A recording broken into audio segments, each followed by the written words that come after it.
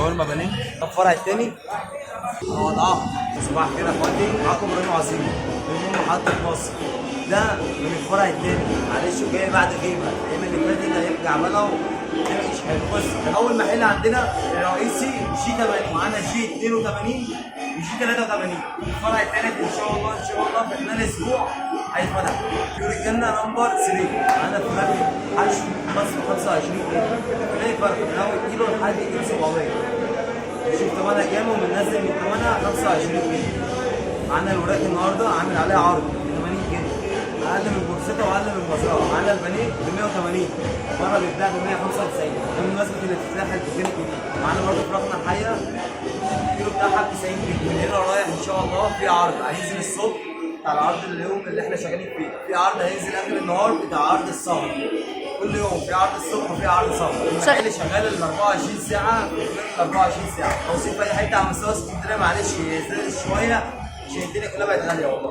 25 جنيه من بعد 20 في اي حته على مستوى اسكندريه. وراك 80 جنيه. في الثلاثه يعملوا كيلو 200. تمام.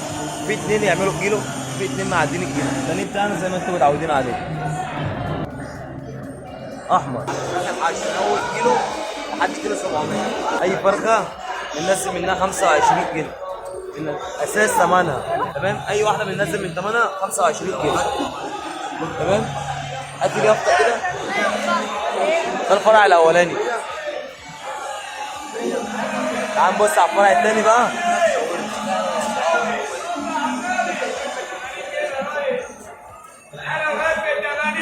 معانا الفرع الثاني نفس العروض الفراخ. تمام. ده الفرع الثاني 80 جنيه العرض النهارده، بره ب 90. معانا البانيه 180. البانيه بقى حتت صغيره ولا اي حاجه. فراخ طبعا زي ما احنا متعودين عليها. فراخ حيه. فراخ كبيره. فراخ حيه. فراخ كبيره في السباب بتاعتها. تمام.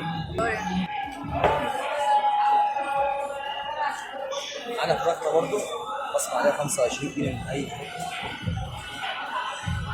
تمام. من اول كام لحد كام تاني؟ من اول كيلو لحد كيلو 700. صلوا على النبي، صلوا على النبي.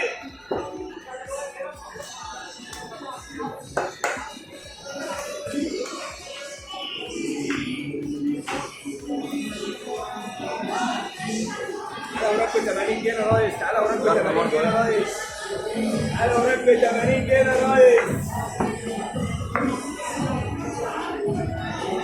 اضعاف. كيلو بكام؟ كيلو فراخ نزل المحل 85. فراخ زي ما هي. تمام. 85. عرض النهارده. نشوف في عروض لحمه وعجل. في شاورما بانيه. شاورما بانيه. تمام. كيلو عامل 180 شاورما بانيه. تمام. كبد وقوانص. كبد وقوانص عاملين 110. كبد بس 120. برضه عندنا دكتوراتنا زي ما انت عارفه اهي، عشان الناس برضه اللي بتيجي تدوق.